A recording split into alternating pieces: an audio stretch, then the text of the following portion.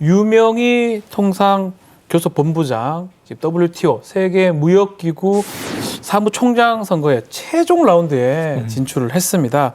아마 만약 당선이 된다 그러면 WTO 첫 여성 사무총장, 또 동시에 한국인 사상 첫 그렇죠. WTO 수장이 네. 될 것 같아요. 맞습니다. 그런데 가능성이 높죠. 높다고요. 지금 그냥 네. 아주 객관적으로 봤을 때 반반, 반반. 5대5. 5대5. 왜냐하면 지금 두 처음에 명이니까요, 이제. 8개 국가에서 나왔고 네. 5명으로 추려진 게 1라운드. 네. 자, 2라운드를 돌파하면서 이제 2명으로 축약이 됐습니다. 네. 복수 후보. 자, 그래서 이제 10월 말부터요. 투표가 들어가요. 164개국이 한 나라마다 한 표 투표를 해서 결국 어느 저 후보가 표를 많이 모으느냐에 따라서 빠르면 한 11월 6일까지 투표니까 네. 11월 7일 전에 발표한다는 게 WTO의 지금 일정인데 네. 자, 이제 이 상대 후보는 나이지리아 후보입니다. 그런데 만만치 않은 저력과 체력을 가지고 있습니다. 네. 하지만 우리가 어떤 민족입니까?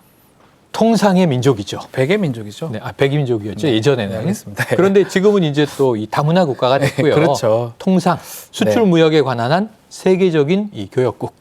그런 이제 허브 역할을 하는 나라라는 점에서 이제 세계 무역 기구의 수장이 나올 때도 됐다. 네. 근데 지금 문재인 대통령이 상당히 막전 막후에서 예? 강력한 지원을 하고 있고 청와대에서 대책회의도 하고 또 유명희 통상교섭본부장에 대한 해외의 인식도 좋고 다 좋은데 걸림돌은 딱 하나예요. 일본이죠. 일본! 네.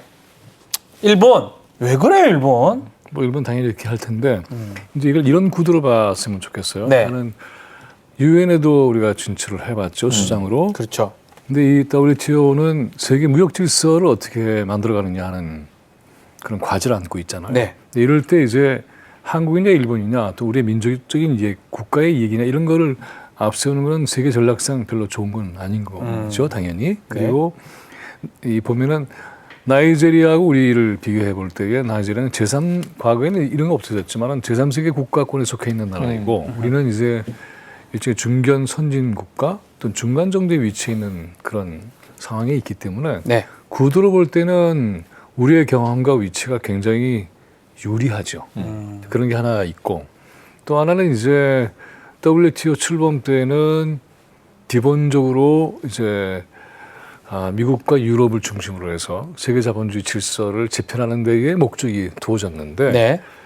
이게 이제 2008년도에 미국 금융위기도 겪었고요. 또 신자유 체제의 모순도 겪었고 이런 과정에서 이제는 세계 무역 질서를 좀 변화시키는 과정에 있습니다. 그래서 우리가 들어야 할 얘기는 뭐냐 하면 우리 국가에서 통상 전문가가 WTO에 수용이 될 수 있는 가능성이 생겼네 라는 것 또한 자랑스럽고 좋겠지만은 네.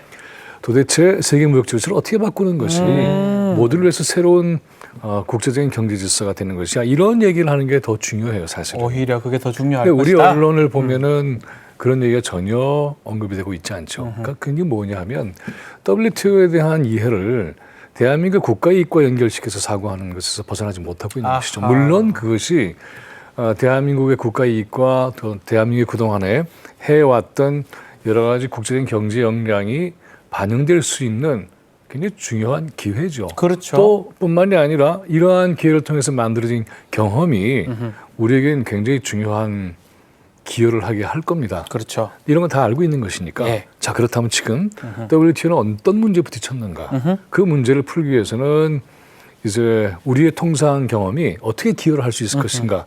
이런 것들을 얘기하는 것이 더 중요하다.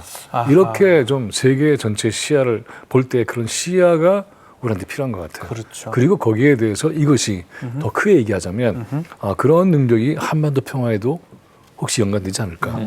그리고 이러한 통상 질서의 변화가 동아시아에서의 여러 가지 복잡한 관계도 변화시킬 수 있는 그러한 기반을 만들어 주지 않을까. 우리가 일본의 말하자면은 관여나 개입 이걸 우려하지만은 바로 이런 것을 통해서 동아시아 3국에도 통상 질서를 새롭게 정리해 나간다면 그렇죠. 예. 그리고 이제 미국과 중국과의 관계에서도 여러 가지 어려운 점이 있는데 이런 난제들도 풀어갈 수 있는 아주 큰 그림을 우리가 그리고 있다. 이 카드를 한번 받으시오라는 형태로 봐야 된다. 우리의 후보를 밀고 나가야 되는 것이고 우리 또한 세계를 그렇게 인식하는 그런 훈련 또 능력 수준의 변화 이게 필요하다고 봐요. 크게 지금 짚어 네. 주신 것 같아요. 언론에서는 우리 유명희 본부장이 되냐 안 되냐 이 부분만 봤는데 네. 사실 알고 보면 WTO 이 세계 무역 기구가 어떠한 역할을 하고 또 우리나라가 어떠한 역할을 할 수 있는지 또 동북아시아의 그렇죠. 세계 예. 나라를 어떻게 봐야 될지 이 정도까지 그렇죠. 짚어를 주신 것 같습니다. 또 하나 이제 우리가 염두에 둬야 될 네. 것은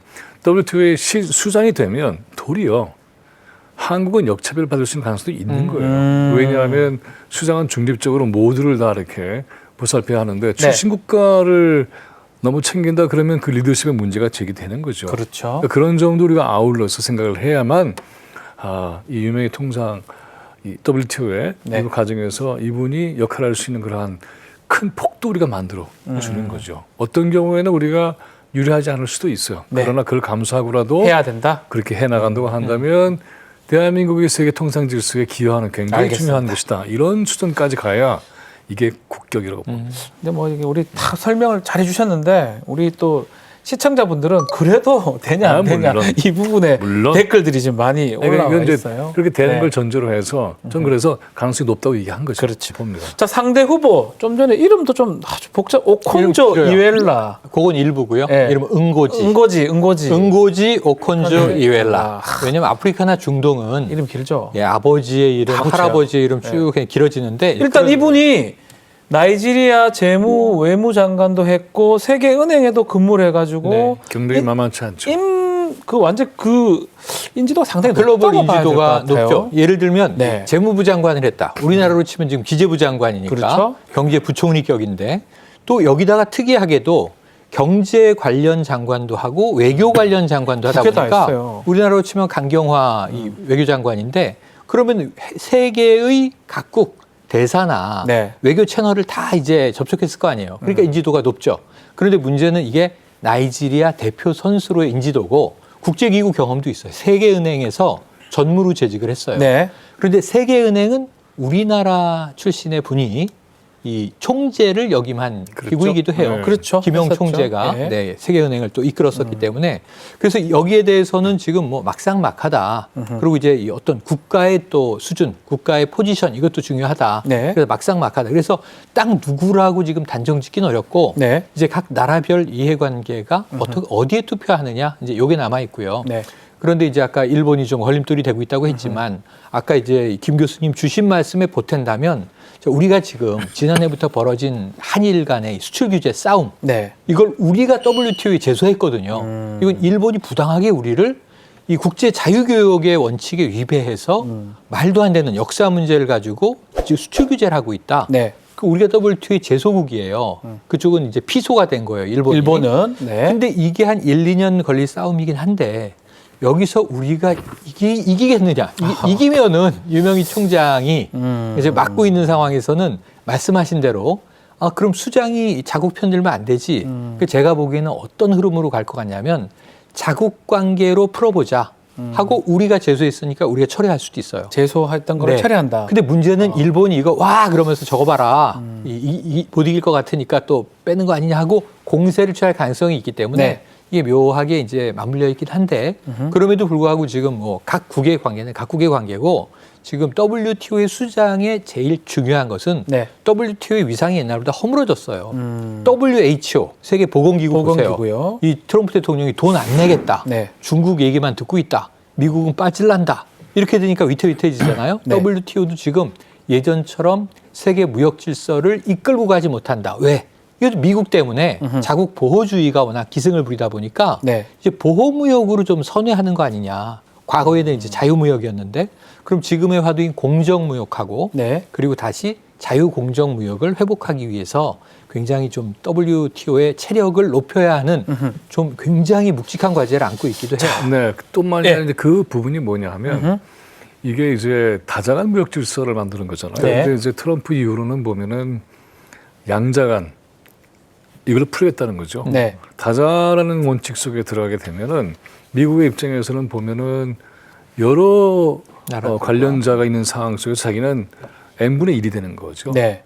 근데 이제 1대1로 해버리면 아무래도 미국의 힘이 크니까는 그쪽으로 가기가 쉬운데 글쎄 전체적으로 보면 방금 잘 얘기하셨는데 미국이 주도하는 세계 무역 질서에 많이들 반발하죠. 이 반발하는 과정에서 이 문제를 어떻게 풀 건가에 대한 지표를 제시하는 쪽, 물론 여기에는 이제 국제관계 이해가 걸려 있지만 동시에 걸려있겠죠. 예. WTO 어떻게 가져갈 거야? 다자간 무역 체제를 어떤 식으로 가져갈 거야? 이런 것에 대해서 명확하게 정리가 돼야 되고 우리 언론이 거기에 대해서는 전혀 보도하고 있지 않은 점 또한 저는 굉장히 아쉽게 생각합니다. 아쉽다.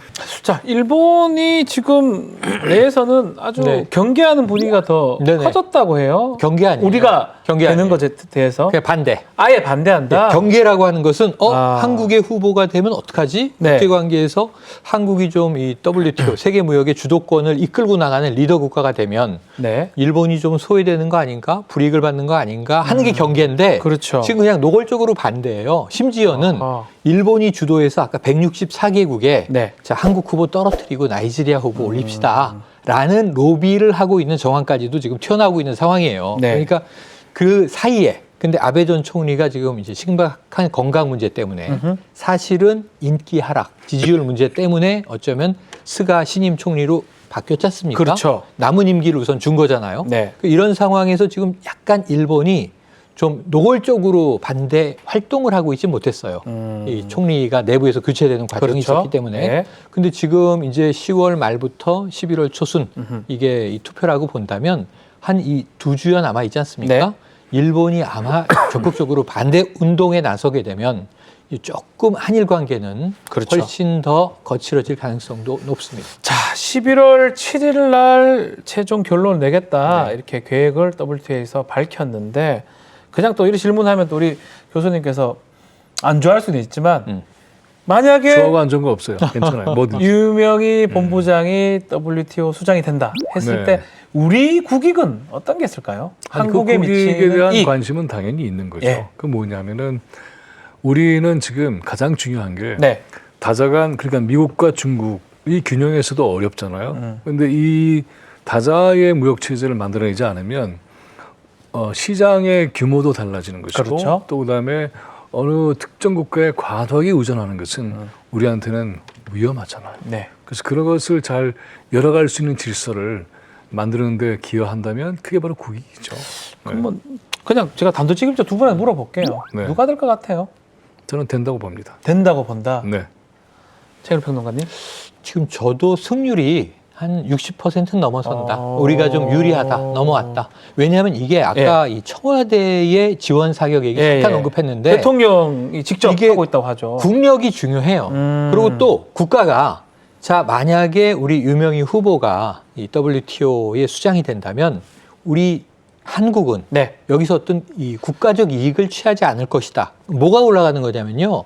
그 위상이 올라가는데 공신력이 올라가는 거예요. 믿음, 네. 공신력. 전 보이지 세계 않는- 트러스트를 보이지 않는 받을 수 있는 엄청난 거예요. 그렇죠. 네. 신뢰 자본이 맞습니다. 형성되는 거죠. 그래서 저는 국가적인 이 지원, 아하. 이 대통령이 직접 나선 막전 막후 로비 이런 것들을 생각하면은 지금 메르켈 총리나 뭐 해외의 국가 원수들하고 통할 때마다 네. 문재인 대통령이 유명희 후보 이야기를 계속 하거든요. 마지막쯤에 한다는 거죠. 근데 아까 말씀하신 예. 대로 저는 이 우리나라의 역할이 국가 이 다자간 아까 네. 말씀해 국제적으로 유럽에서의 독일 역할 같은 게 될 수 있다. 아하.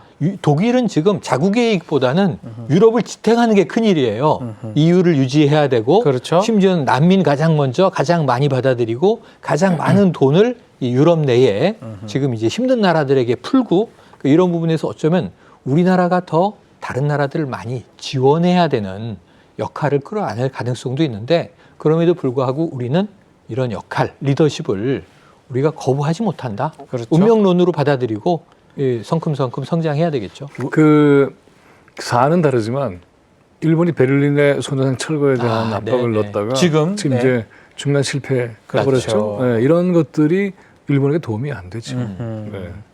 저는 왠지 참 이런 생각이 좀 떠올라요. 88 올림픽 때, 또 평창 동계 올림픽 때, 그 세울 코리아. 근데 사실은 우리가 될지는 많이 예상을 못했었던 평창 코리아라고 네. 했을 때 그때처럼 이번에도 유명히 코리아라고 선언을 그래서 제가 하지 말도 안 않을까 되는 생각이 드는데요. 이 승산 가능성을 네. 방송에서 얘기한 게 네. 나이지리아 후보가 참 훌륭한 분인데 훌륭하죠. 이름이 하죠. 너무 길다. 아하. 그래서 은고지 오콘조 이웰라 이 총장님보다는 류 총장님이 짧고 쉽지 않나. 네. 유 그냥 하고 그렇죠. 만나고요? 류, 형만 얘기할 거예요.